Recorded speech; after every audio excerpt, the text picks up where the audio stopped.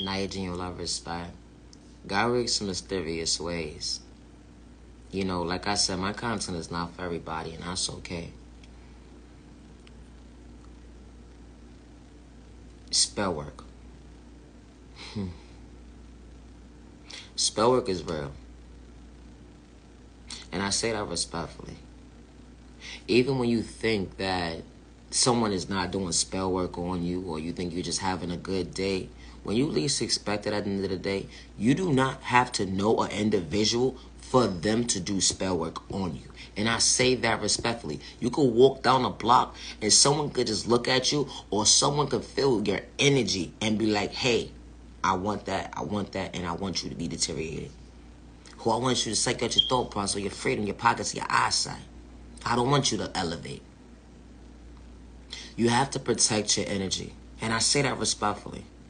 You have to protect your energy. I don't know who this could be for. It could be for anybody at the end of the day. But I'm only the messenger. Protect your energy.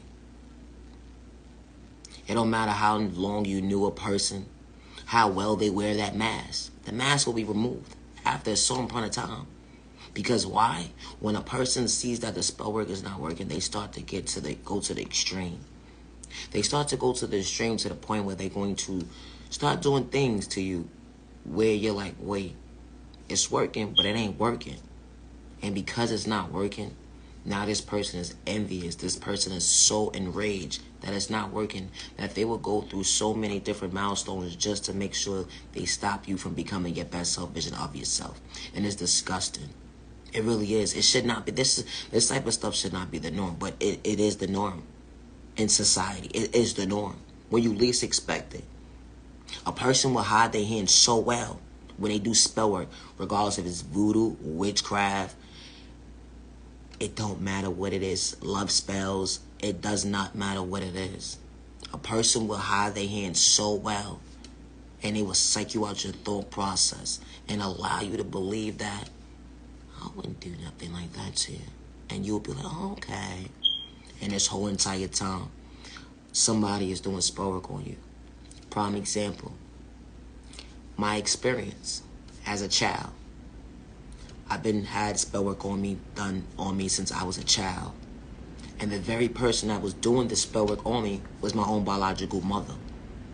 The same person that was helping me, nurturing me, was doing the spell work on me. You see how dangerous that is? That's dangerous. I don't have trust issues. I don't know you. That's the issue. Once you cross me once, that's it. Once you show me who you truly are, that's it. It be the thought process to me. Never allow someone to psych you out your thought process multiple times. Yeah, I said what I just said. In a toxic way, she did it too.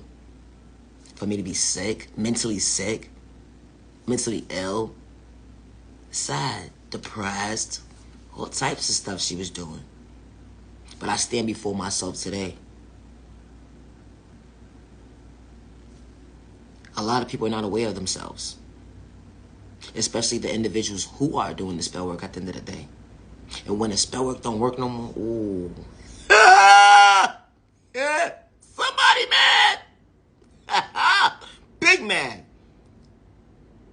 Because they can't harvest off your energy no more.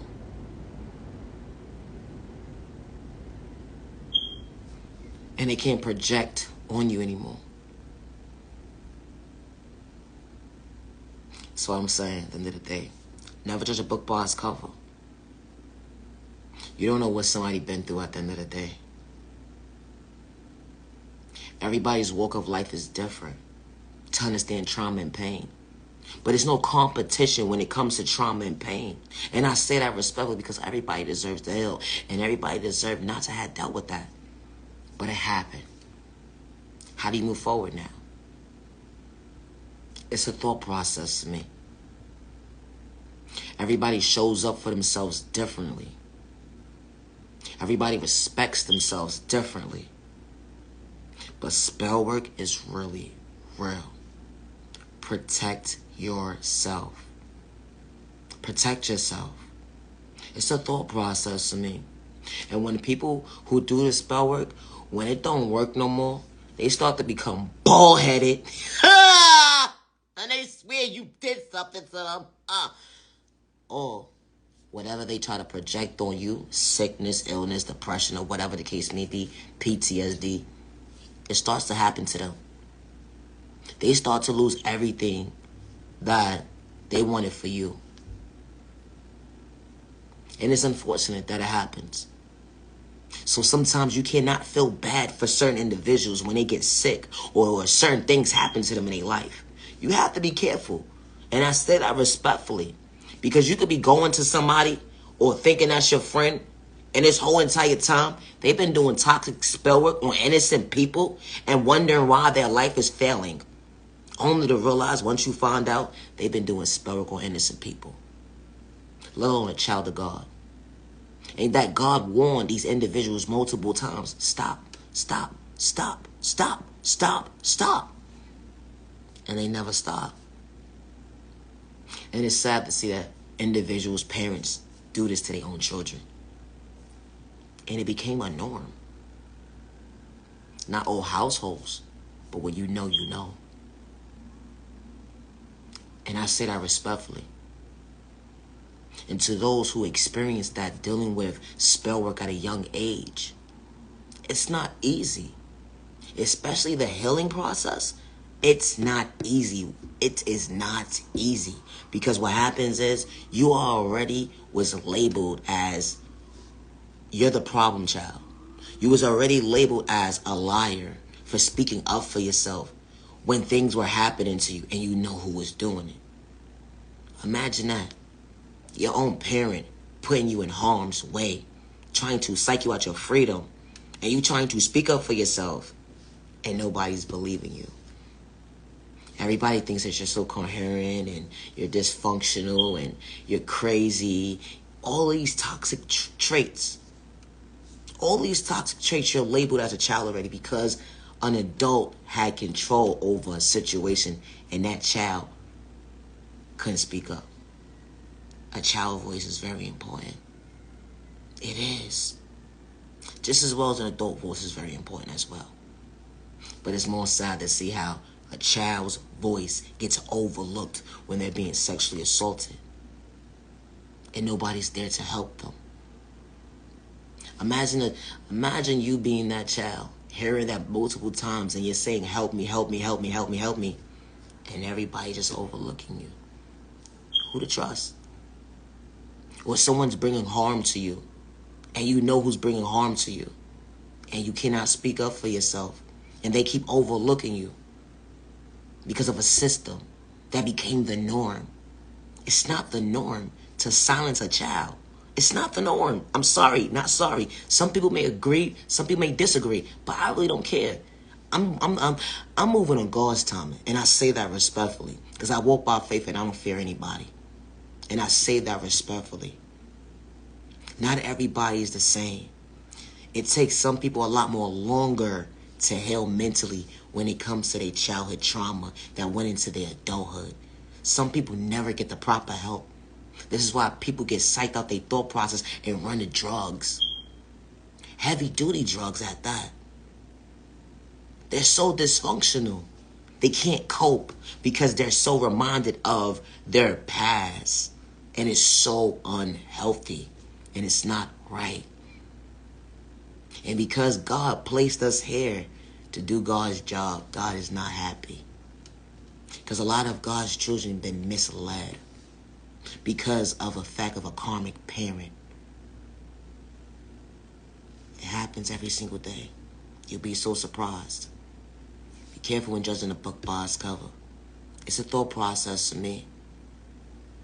You know, regardless if it was spell work or not, at the end of the day, there are still innocent children out here that are suffering because they can't speak up for themselves. They're scared. It's a thought process to me. Be careful when judging a book by its cover because of your lack of self-awareness or your lack of self-respect for yourself, that you don't know how to respect your neighbor. It's a thought process to me. You know, it's a lot of adults that walk around that have been sexually assaulted or dealt with hate crime or discrimination, and they don't know how to cope. They just wear a mask and they continue just to show up for themselves. But deep down inside, they're hurting. They're hurting. They're hurting so bad. Having a conversation with you, it may feel like a relief to them, to you. But when they remove themselves from you at the end of the day, they still have to deal with their own pain. Because they still get triggers. Things that they forgot to talk about when they was talking to you. Even when they talk to a therapist. It's but so long that somebody can sit in front of you and everything just come out at one time. It's no such thing. It's no such thing, because once you go home, you're like, dang, I should have got that off my chest. I should have said this. I should have said that. Now, more trauma is being displayed within because it's a trigger. Something that you just try to speak upon, and it's like, dang, I didn't know this was bothering me. I didn't know that was bothering me. Now this is bothering me too. When you think a person is healed, or when you think a person is okay, that's why you got to be kind to people, because you don't know what somebody's going through or what they've been through. That's the problem with people today, judging a book by its cover. I gotta go. It's the thought process to me. Like I said, my content is not for everybody, and that's okay. So be careful when judging me. You're only judging God, and I say that respectfully, because God does not judge. It's called respect, neighbor. If you don't understand or comprehend, at the end of the day, you stay in your own lane and mind your business and get in tune with yourself or find you. And I say that respectfully, because not everybody is for you. And especially if someone doesn't have malicious intentions regardless of their culture, their religion, their sexual orientation, their disability. It's a thought process to me. Be careful when judging a book by its cover. Someone doesn't know their worth. Excuse me? They're whack, they're corny. Excuse me? How dare you? No, respectfully, how dare you? You don't understand what it took for someone to even be themselves in a healthy way, to mind their business. And for you to sit there and disrespect somebody because you don't see somebody's worth, that is disgusting. It is. It's disgusting. And this type of stuff happens every single day. Every single day. Someone is judged for minding their business. And then when a person doesn't get the reaction, the antagonizing reaction out of an innocent person, that's a problem too. Because you was looking to trigger somebody at the end of the day by speaking upon them. And only to realize, dang, why they not saying nothing back? Why they not responding? Because everybody's not the same.